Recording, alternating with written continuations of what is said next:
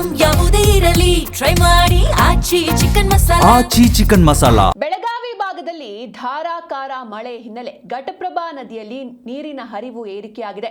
ನದಿಯಲ್ಲಿ 15,000 ಕ್ಯೂಸೆಕ್ ನೀರಿನ ಹರಿವು ದಾಖಲಾಗಿದೆ. ಕ್ಷಣಕ್ಕೂ ಹೆಚ್ಚಾಗ್ತಾ ಇದೆ ಕೃಷ್ಣಾ ನದಿ ನೀರು. ಬೆಳಗಾವಿ ಅವರಾದಿ ಸೇತುವೆ ಸಂಪರ್ಕ ಕಡಿತವಾಗಿದೆ. ಕೃಷ್ಣಾ ನದಿ ಬೋರ್ಗರೆದು ಹರಿತಾ ಇದೆ. ನೀವು ಕೂಡ ನೋಡ್ತಾ ಇದ್ದೀರಾ ದೃಶ್ಯದಲ್ಲಿ. ನಂದಗಾವ ಘಟಪ್ರಭಾ ಸೇತುವೆ ಕಂಪ್ಲೀಟ್ ಆಗಿ ಜಲಾವೃತವಾಗಿದೆ. ಸೇತುವೆ ಮೇಲೆ ಅರ್ಧ ಅಡಿ ನೀರು ನಿಂತಿದೆ. ನೋಡ್ತಾ ಇದ್ದೀರಾ, ರೋಡೇ ಕಾಣಿಸ್ತಾ ಇಲ್ಲ, ಸೇತುವೆನೇ ಕಾಣಿಸ್ತಾ ಇಲ್ಲ, ಕಂಪ್ಲೀಟ್ ಆಗಿ ಮುಚ್ಚಿ ಹೋಗಿದೆ. ಆ ಸೇತುವೆಯ ಮೇಲ್ಭಾಗದಲ್ಲಿ ಅರ್ಧ ಅಡಿ ನೀರು ಬಂದಿದೆ. ನಂದಗಾವ ಅವರಾದಿ ಮಧ್ಯೆ ಇರುವಂತಹ ಘಟಪ್ರಭಾ ಸೇತುವೆ ಇದು. ನಂದಗಾವ ಬೆಳಗಾವಿ ಜಿಲ್ಲೆ ಅವರಾದಿ ಸೇತುವೆ ಸಂಪರ್ಕ ಕಡಿತವಾಗಿದೆ. ಬಾಗಲಕೋಟೆ ಜಿಲ್ಲೆ ರಬಕವಿ ಬನಹಟ್ಟಿ ತಾಲೂಕಿನ ನಂದಗಾವ ಇದು. ನಿರಂತರವಾಗಿ ಅಲ್ಲಿ ಪುನರ್ವಸು ಮಳೆ ಸುರಿತಾ ಇದೆ. ಜೂನ್ ತಿಂಗಳಲ್ಲಿ ನಾವು ಗಮನಿಸಿದ್ವಿ, ಎಲ್ಲ ಕಡೆ ಬರಗಾಲದ ವಾತಾವರಣ ಇತ್ತು. ಆದರೆ ಜುಲೈ ಆರಂಭದಿಂದಲೇ ಮಳೆಯ ಅಬ್ಬರ ಜೋರಾಗಿದೆ.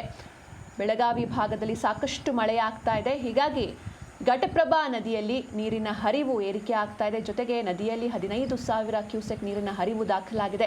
ಮತ್ತೊಂದು ಕಡೆ ಕೃಷ್ಣಾ ನದಿಯಲ್ಲಿ ಕ್ಷಣಕ್ಕೂ ನೀರಿನ ಮಟ್ಟ ಹೆಚ್ಚಾಗ್ತಾ ಇದೆ. ಬೆಳಗಾವಿ ಅವರಾದಿ ಸೇತುವೆ ಸಂಪರ್ಕ ಕಡಿತವಾಗಿದೆ. ಒಂದು ಕಡೆ ಬೆಳಗಾವಿ ಭಾಗದಲ್ಲಿ ಧಾರಾಕಾರ ಮಳೆ ಆಗ್ತದೆ, ಮತ್ತೊಂದು ಕಡೆ ಈ ಮಹಾರಾಷ್ಟ್ರದ ಪಶ್ಚಿಮ ಘಟ್ಟದಲ್ಲೂ ಕೂಡ ಮಳೆಯ ಹಿನ್ನೆಲೆ ನೀರಿನ ಅಥವಾ ನದಿಗಳ ಹರಿವು ಹೆಚ್ಚಾಗ್ತಾ ಇದೆ.